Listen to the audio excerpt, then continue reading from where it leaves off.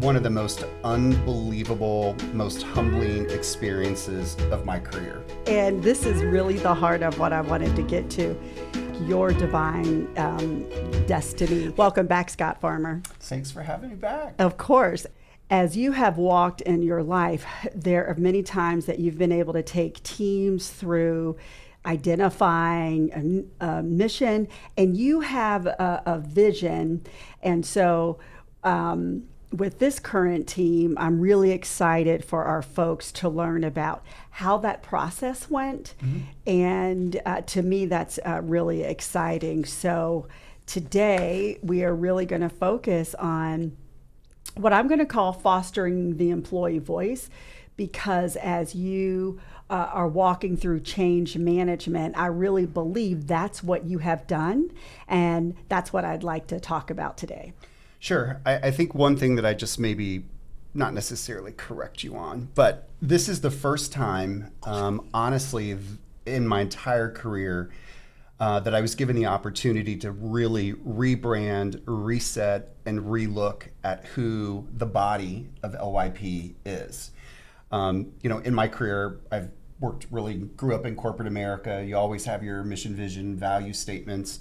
So for Nick and Heather to really allow me to lead the helm of this transformation, it was one of the most unbelievable, most humbling experiences of my career.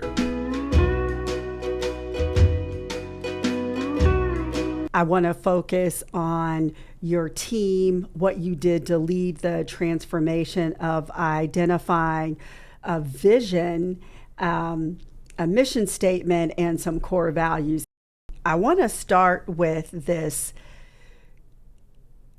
concept of LYP is the thought leader. In my experience with you, pretty much from the moment I met you, you have had that in your head that whatever LYP is going to do, that they will be the model.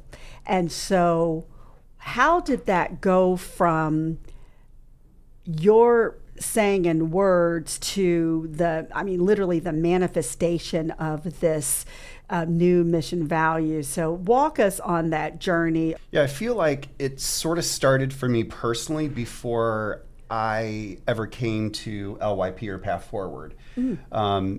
Just as we talked before, spending my entire career sort of in the contact center space, finally getting into healthcare, I felt a true connection to break those glass ceilings.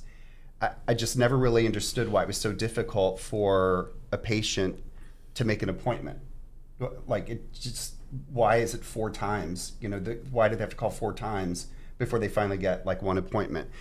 So as I was really connecting to really tear down those barriers and make patient access easier, it just sort of resonated to me that I really wanted to focus on being the leader, the thought leader, sort of in the space, introducing, new ideas, new technology. How could technology create a seamless experience for the patients?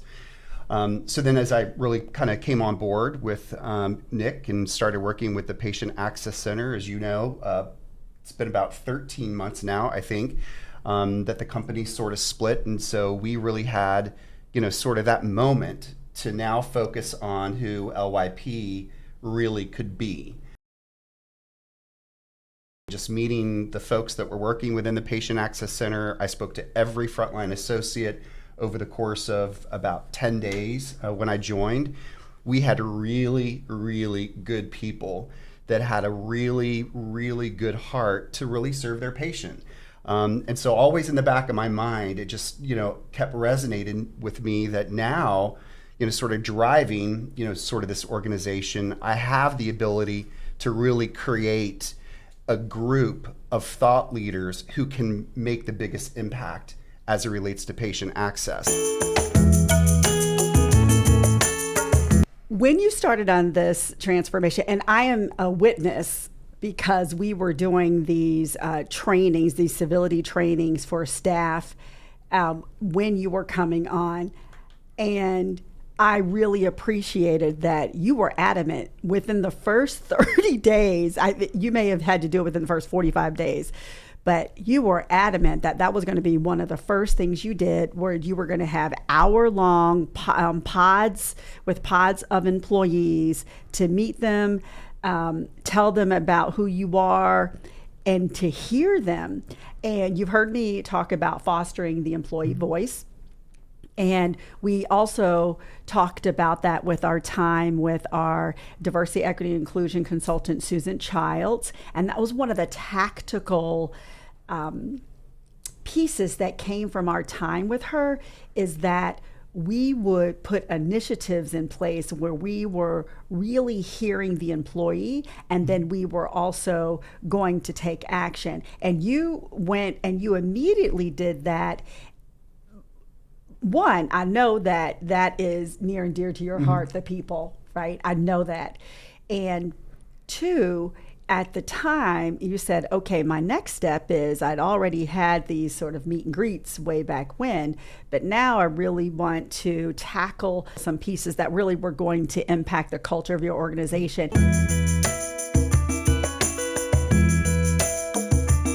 And you started the Employee Advisory Council. Over the past 13 months, now you get to a point of what I'd rather you say, and that really, again, is the manifestation of being the thought leader. So I'd love to know how you started, like when you seized the day, carpe diem, what was your first thought and how did you start that journey? Well, in all honesty, my first thought when Nick called me the day before the big, February meeting that LYP was going to be spun off, as a standalone organization, I was a little scared, only because I had received so much assistance from the shared services organization. So immediately I knew that I had to build those teams inside of LYP, all the while not losing focus on our frontline associates that I had just really started building relationships with. This was a big, sort of a big change. And so when we talk sort of the thought leaders and the space, I was intentional really around bringing some of those leaders inside of LYP that would really help, kind of create the framework for sort of the next phase of the journey, which was then creating our identity. And having worked with our associate advisory council, probably a year prior to that, and honestly, just in my experience, having those frontline folks together, that's really where you understand how you need to communicate, what needs to be done. Not that we can do everything that they suggest, sure, but just the interpretation of policies or the way that we talk about certain things, it doesn't get received in the manner that you sort of had the intention of doing. And right? Me having been, especially because I worked for the government for so many years, the frontline person was the last. I mean, you've got literally the president, you've got Congress, it then gets to the states and then down trickles into your regions, counties, et cetera. And then any type of rule, let's just say, doesn't necessarily come with a process or a protocol. Like that has to be done internally with the folks that are going to be affected. I appreciate that, because for me, that's a way of being seen. And just the fact that someone is listening to me. And so you started going down the path and you decided to reach out. My last podcast was someone that that we work with in dance, and her name is Julie, and Julie said, Alina, I don't have a problem. I'm fearless and I don't have a problem asking for help. And so if I'm asking you for help for anything that I'm doing, it's because you're the expert or you're the subject matter expert that I need to do this. So did you do this on your own internally? Did you reach out? How did you start? We engaged a couple professionals to really help us, because I felt like in my mind, I kind of knew what needed to be done, but I also recognized the importance around what we were getting ready to do, and we only had one shot at it. So I couldn't be, unclear with creating a mission or a vision statement or looking at core values And then in 3 or 4 months trying to rewrite those because they really were not resonating with people. So I knew a couple of groups that I needed to engage. The first one was a woman by the name of Carrie Bean. Actually, she was a former colleague of mine and has her own executive coaching enterprise out of Nashville, Tennessee. So I connected with her to come in and facilitate. It ended up being a 2.5-day workshop with about 35 folks from all different levels within LYP over the course of 2 days, just 2.5 days, to just talk about who we are, what's our shared vision, who do we want to aspire to be, what are words and phrases that resonate with them and the roles that they do day in and day out. Again, talking to the frontline associate is super important to me. I meet every one of them when they start every week. So I'm intentional to block out 30 minutes. They get to meet the CEO, and I get to know who they are. I know who their kids are. I know who's in the hospital. Like, I have a really good relationship with them. But it was important to have their voice as part of the design of all of this work. So I would never have thought about tackling it on my own. Mm-hmm. Or just with your leadership team. That's when you're a frontline person. I just remember those days so well, that there are times where you feel like you're left out because the decisions, and rightfully so, are made with a different group of people, your senior leaders or those division heads, but you feel like you're divorced from that, or perhaps once decisions are made, no matter what they're about, process, a protocol, mission, vision, values, you sometimes can feel like you've been left out. And this is a way for all of your people at all levels of those 35 people. I am going to assume that they felt seen, right? And they 100%. felt heard. And so with that, if they felt, if I'm believing that that's correct, then how did that process with Carrie, how did that process take place over 2.5 days? And also, you're still bringing on new people because you want them to connect with this mission. Right. So how. Yeah, so when we were in the workshop, just creating our vision boards and kind of sharing them and pulling out keywords of, things that were important for each individual. I mean, there was no right or wrong answer during the 2.5 days. It got really difficult sort of on that last half day as we started squeezing everything together. Oh, gotcha. To say, okay, instead of 20, sort of words that speak to our core values, we've got to really pull it down to like 4 or 5. Mm-hmm. Edit. It was the same thing around our mission statement. We left that 2.5 day session with 6 variations of our current mission statement. Mm-hmm. So as we left, our core values was around innovation, integrity, excellence, diversity, inclusion, and compassionate service. And we really kind of felt like those are cutting edge. They really resonated with the work that we were doing. So when we pulled away from that session, we then knew we had lots more of heavy lifting to do all of the refinements. And through that is when we hired a local firm here in Cincinnati called Forthright People. These 2 ladies are absolutely incredible to work with. That really helped us put the refinement on sort of the core values, and then we came up with our mission statement and our vision statement. And so even part of that was the design of what the icons looked like. I mean, there was a whole exercise to go through what is referred to as iconology. So if I were to look at an icon, do I know really what that is speaking about? And do I connect, sort of with that icon? And then we really pulled that through, and we could, I'm probably getting a little bit ahead of myself, but we were intentional with our rollout schedule. with how we introduced the mission and vision and core values. So, as we had to bring up all of our existing associates to understand now this is who we are, it is embedded and threaded in every single thing that we do today. Mm-hmm. So if we were, talking to a potential new client and we're deciding if we would like to do business with them, we are really using our mission, vision, and core value statements to help us make those decisions. Absolutely. Absolutely. So will you, for the folks that have the ability to watch the video cast of this, we are going to put up the mission and the vision. Mm-hmm. But for folks that only have the audio version, will you read the mission statement and the vision? Yep.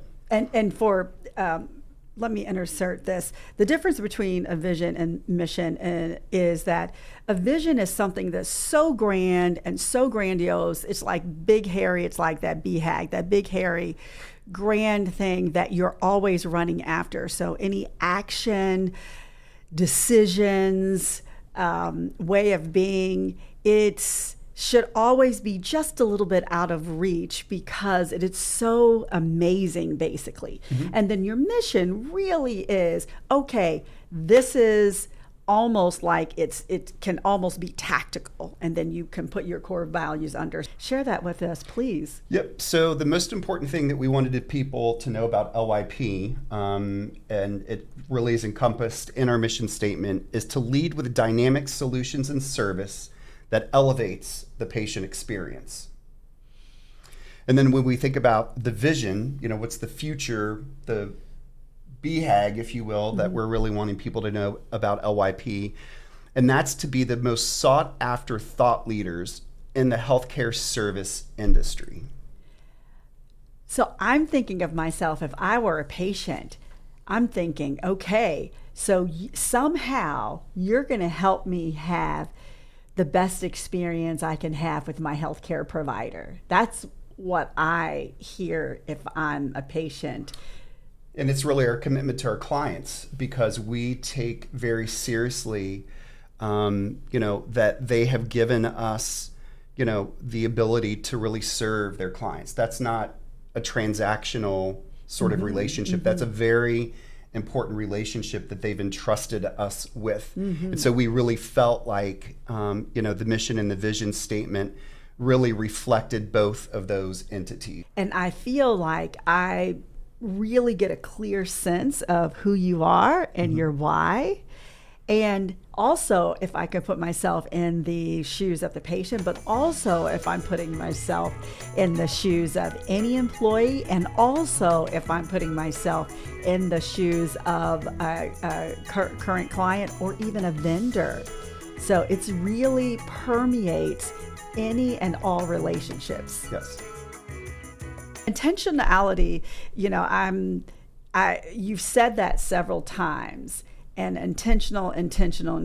We have to make steps, and we have to purpose those steps to walk toward where we want to go. So tell me more about these core values. So the core values are our DNA that we operate by every single day. Our recruiting efforts are tied into our core values, the way that we interview, the way that we start our meetings. We review our core values in every single meeting before the meeting starts. So this is a manager note. This is a great way to connect to your people and connecting your people to the why and what you do to the larger business. Yep. Our core values are part of our performance and review process. And we are also intentional to celebrate our core values. So as our rewards and recognition committee, which is made up by another mini advisory board under the direction of our marketing director and our employee success VP, we're really understanding how we will celebrate formally our core values, whether they're quarterly or annually. So there's a lot of cool things around that. Oh. But as before I told you, like when we left the 2.5-day session, like our first core value that we walked away with that I thought it was really cool was the word innovation. Okay. Mm-hmm. And so when we really thought about innovation and how do we define innovation, and we're working with forthright people to help with all of this refinement, innovation turned into our first core value of we set our sights on the horizon.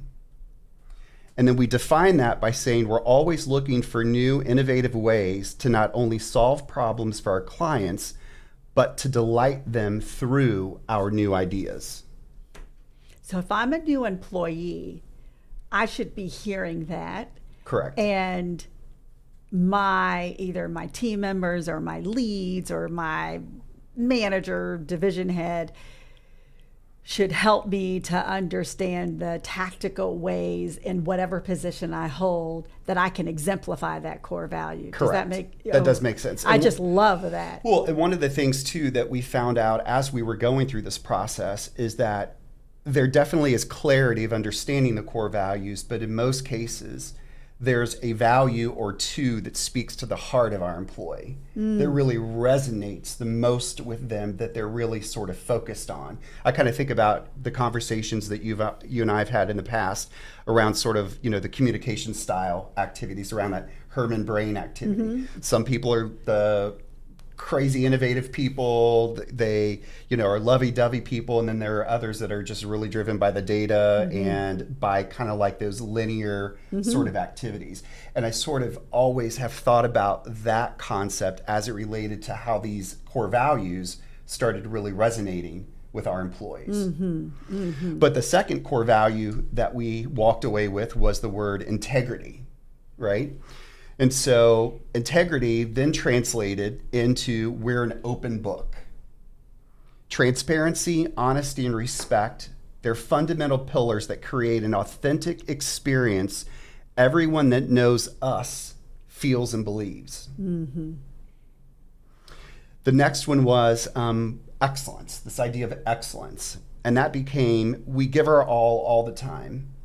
With each day and in each task, we deliver excellence through our passion, and we feel a pride in a job well done.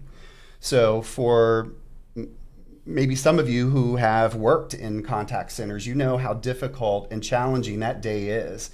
I mean, you're literally taking call after call after call after call. But one thing I don't know that we really give, complete credit to as it relates to, sort of our folks in the healthcare space or in access space, you're really dealing with a cancer patient every single call. I mean, life and death decisions are happening. So the weight of the work that they're doing is even much, much heavier than sort of your transactional, absolutely, contact centers. Understood. The next core value that we left with was diversity and inclusion, was near and dear to everyone that was there.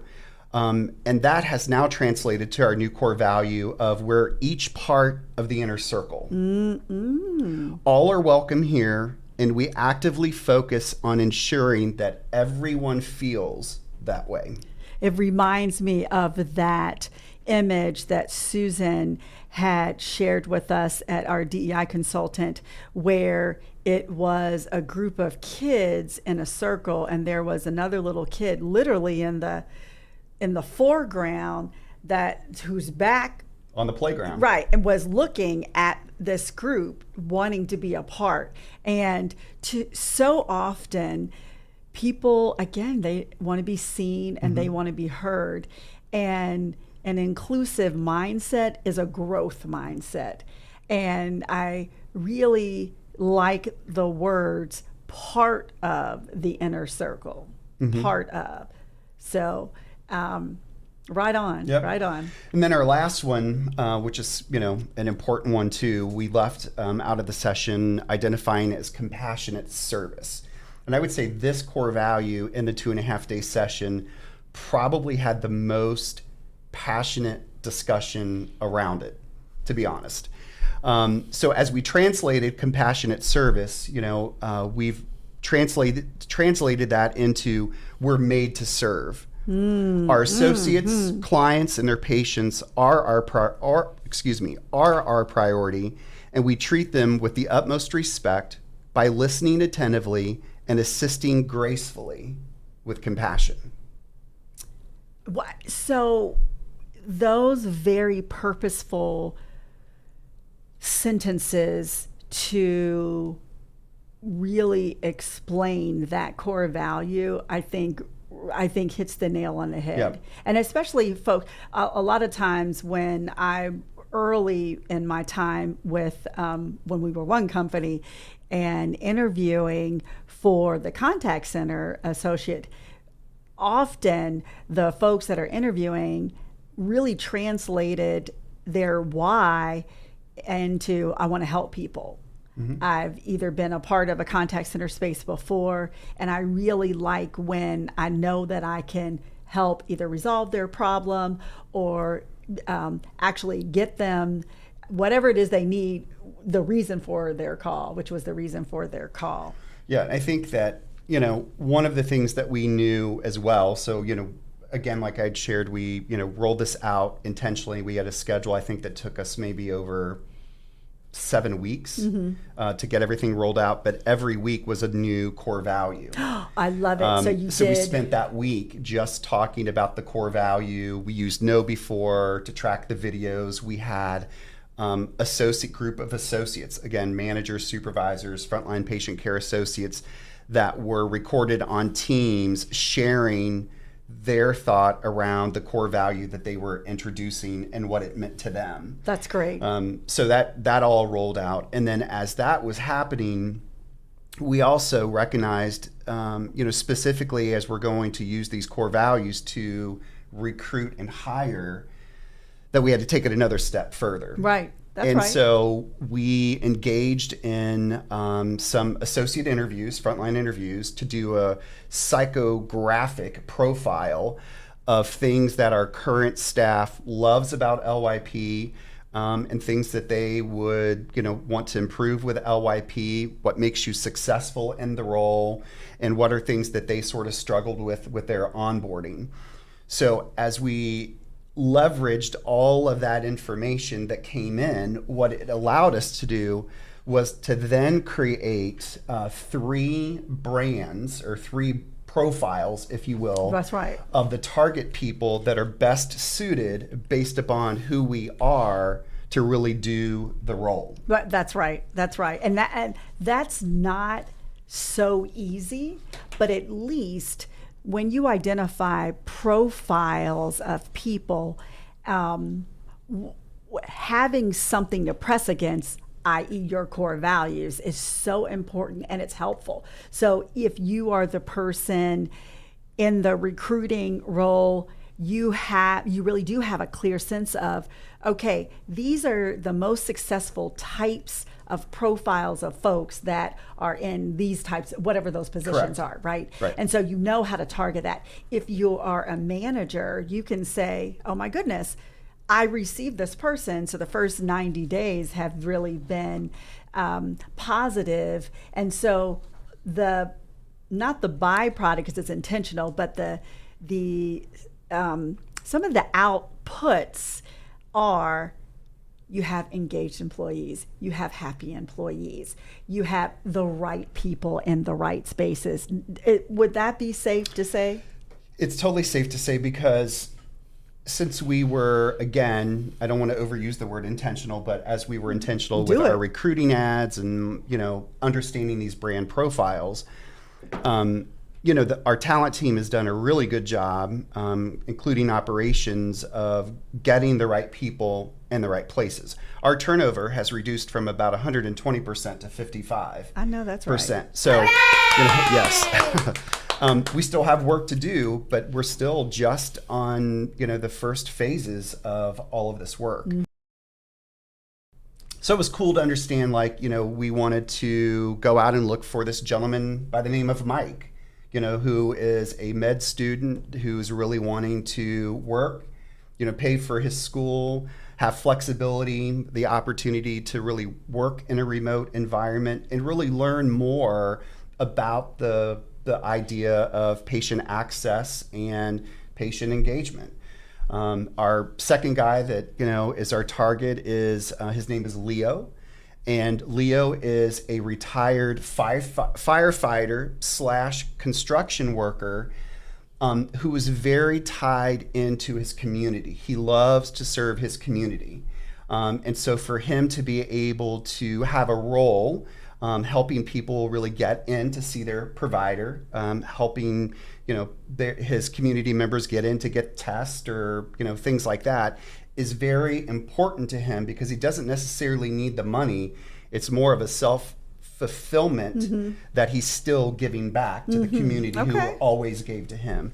And then the last profile that we have, her name is Sonia, and she works inside of contact centers, but she's really looking for more opportunities to grow. So there's lots of different roles inside of a contact center, but she's really one focused solely on really her career and how she can really grow that career. For our folks in the Blue Alliance family of companies, they may not know what the term LYP stands for. And tell me about that. And we almost forgot to talk about an important part of that. But LYP stands for Love Your Patient. So when we embarked on this journey 13 months ago, we sort of stood up our organization as LYP Contact Center. As we really started going through this journey, things just started taking a different turn. What we really realized is we had to have a name refresh. So Contact Center was just one piece of what LYP was about. And so that was kind of an easy one. So our refreshed name is LYP Health Management. Contact Center is just one service that we focus on. So when you think about calling your doctor to schedule a routine exam or appointment reminders, things like that are happening, that's kind of all of those contact center activities. Then we have a back office organization that really focuses on medical records, releases of information, prior auths, charge worksheets. So if you are going in, let's say for a CT scan and your insurance company might only pay $50, we let you know you got to pay the other $250 when you come in, that kind of thing. We have a new service that we've partnered with a local organization here in Cincinnati on called Nurse Triage. So as we're really talking to the patient and through symptomatic workflows recognize that this patient's indicated that they have chest pains and they need to see their doctor today, we now can hand that off to a licensed nurse that will do an assessment to determine if that patient needs to go to the emergency room or can they be seen same day or next day. So it's a huge, huge win. It really is. And this is the transformation if we think about, I'm not an entrepreneur, I've worked for entrepreneurs, but this is a way to remain relevant and step up in the space that you currently are. And that is, to me, the being the thought leader is. How do we transform ourselves to meet the need that is there and then elevate it? Yep. That's what I'm thinking. For me, I think that's so important that, there was a story my mom told me. My mom was in education, and after retirement, she went to consult for a university.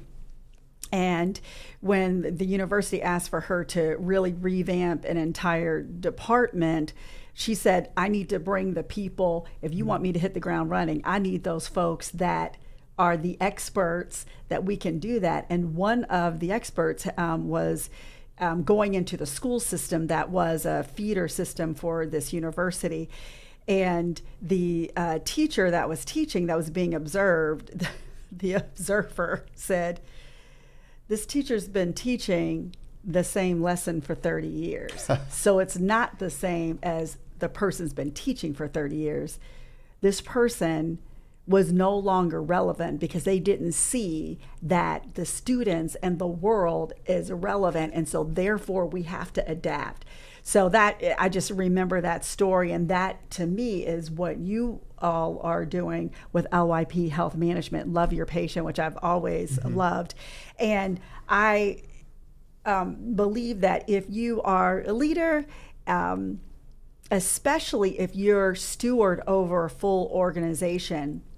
And even if you're a division head, I really do believe that taking the steps that you did, looking at all folks within your organization, is fostering the employee voice and looking at who the end user is or customer, along with who else is in your ecosystem. Because what that says to me, so this is where we talk about the pie in the sky for me, what that says to me is that you are making an impact, not just in with your clients, but you're making an impact in the lives of those who punch in every day and punch out, and the lives of their families, in the community in which we live and work, and those patients and providers. So it is a full circle moment, and I want to congratulate you and thank you for walking us through that journey that is so important. And much success, much love to you and your team. I appreciate it. You got to give a shout out to my team. It wasn't just absolutely me. So absolutely. all of my team members that really stepped up. So yes, absolutely, Scott. You are so right about that. Congratulations, everyone at LYP Health Management, and thank you. And I'm sure we'll have other talks in the future. But thank you. Our Martini podcast. Oh, our Martini podcast. Yes, that's our spinoff. All right. Okay. Shoot, that was hot. My ears were sweating.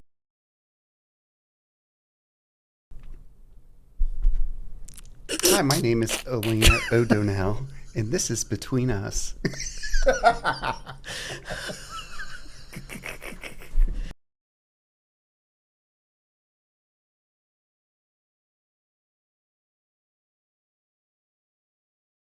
Sarah, that got filmed.